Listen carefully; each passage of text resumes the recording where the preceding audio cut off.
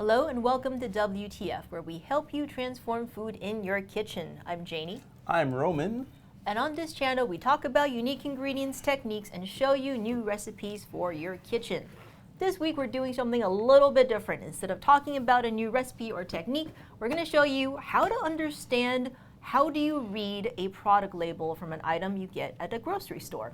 And there's a couple of reasons why we're doing that. Number one, it helps you make smarter purchasing decisions. Yep. A lot of times, producers are making certain claims, and you would like to know whether or not those claims are true. Is what you're getting healthy? Is it unhealthy? And how do you really understand what you're buying? And secondly, and this is more for people who are kind of like, Roman, you're R&Ding recipes. We get questions all the time. How do I do X, Y, Z? And we're going to show you how to use commercially available products in order to reverse engineer them as a starting point for the products that you want. Yep. So as a reference for this, we're going to use this Marie Callender pot pie. And we're doing it because a few weeks, months ago, I don't know, whenever this comes out, we did a freeze-thaw pot pie recipe that Roman R&D'd. So we're going to show you how he actually got to that from this.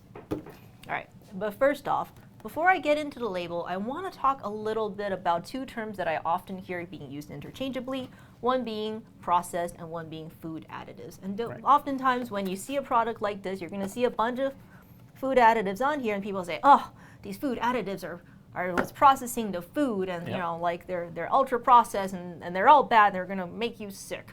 And those are actually two very different concepts, because when you're processing food, you're using the mechanism to cook it, to put it together. In this case, we have some, like weird chicken, that's chicken soy protein mix in here, right, in order to make the product. So that's what processing does. It's the process that creates the food, and often, unfortunately, in these foods, it's destroying the nutritional value of it as well.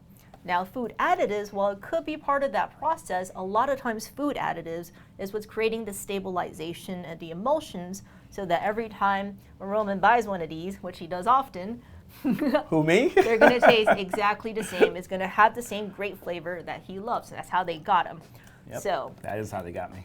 So it's not the ingredients themselves that are doing anything to the food. The ingredients are helping to produce the experience of what you're eating. So as you're looking at the ingredient label, you kind of have to understand what the function is of each of those ingredients. Yeah, very important. All right.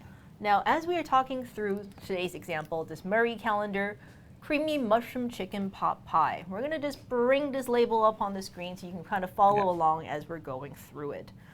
Now, as you're thinking about how do you read a label, there are a few simple tips I'm going to share with you today. This first is the ingredients on the label are ranged from the highest content to the least content, which means very important.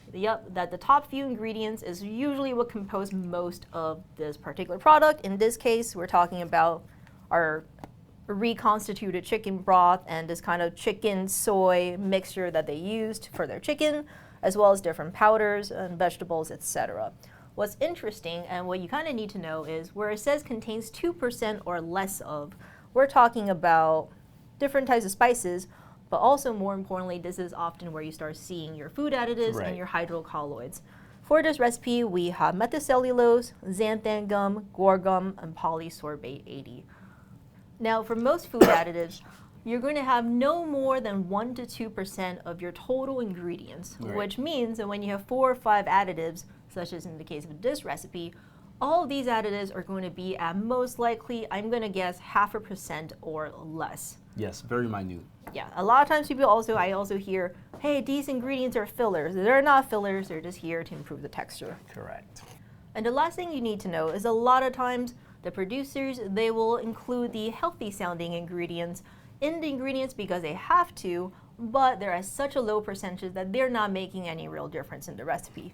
So for example, in this particular recipe, you can see that Chardonnay wine, which sounds very fancy, is listed as one of the ingredients, but it's below guar gum. So I know the guar gum is probably no more than 0.5% at the very most. Definitely. So you're talking about no more than 0.5% of Chardonnay wine, which is essentially no wine at all. Yes. So you can kind of see that, but when you're reading the recipe, you're like, oh my God, Chardonnay wine, garlic, canola oil, butter, which is also less than 0.5%. That sounds very fancy. Yeah, olive oil.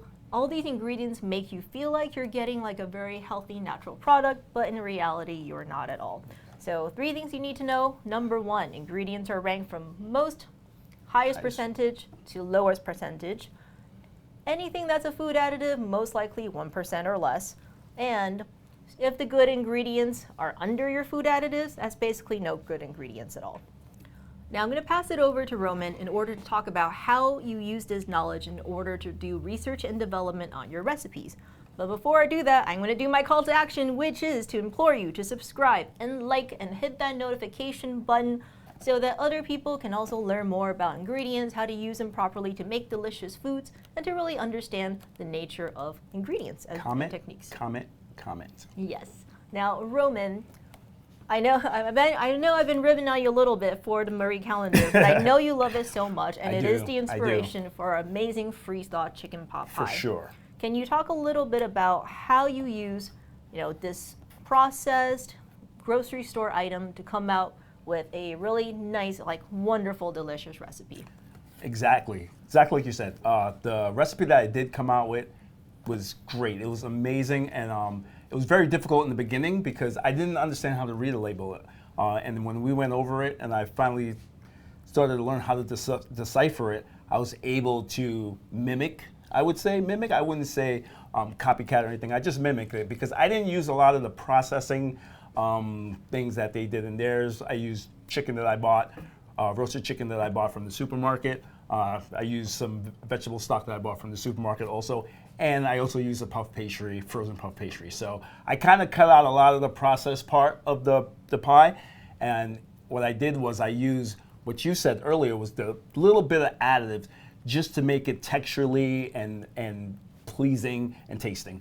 I believe the ingredients you mentioned was methylcellulose. That was one. Mm-hmm. The other one was guar gum, and what was the other one? And xanthan gum. Yes. What we used the methylcellulose, but we used a low viscosity methylcellulose because we didn't want an overly thick sauce. And then we used 210S, which is a combination of gum arabic and xanthan, which has pretty much the same properties as using the guar and the xanthan. Mm-hmm. And what I did was I just, I used very small percentages. I started out with 1% actually, and I moved in and out depending on how the recipe was unfolding. In the end, I ended up using 1% of methylcellulose and then 0.5% total recipe of the 210S, which gave me a great velvety, smooth texture, exactly like the Marie calendar. So in the end, I was able to produce the exact replica of this without all the processing in the middle, if that makes any sense. Can you talk a little bit about, I know you just said 1%, so usually what we like to do is we like to start our R&D in the middle. So 1% of 2 different ingredients is half a percentage each of the methocell and the 210S. But what did you find texturally when you did that led you to then tweak it? So I started out with 0.5 of each, but I found that, in the freeze thaw method of, freezing it and then cooking it, that it was a little goopy, it would separate a little bit. So what I did was I went down on the 210S because the 210S was what was giving it the viscosity, and it was what was making it a little bit too thick. So I stayed at the percentage of the methylcellulose, which is what gave it this really smooth texture, and I went down on the 210S, and then that was what gave me the exact replica for what came to be the pot pie that we redid. Yeah, and R&D is naturally a process. How many iterations did you end up doing to arrive at our final product? Surprisingly, I only went through 5 iterations, which is super low considering I didn't really have a base to begin with.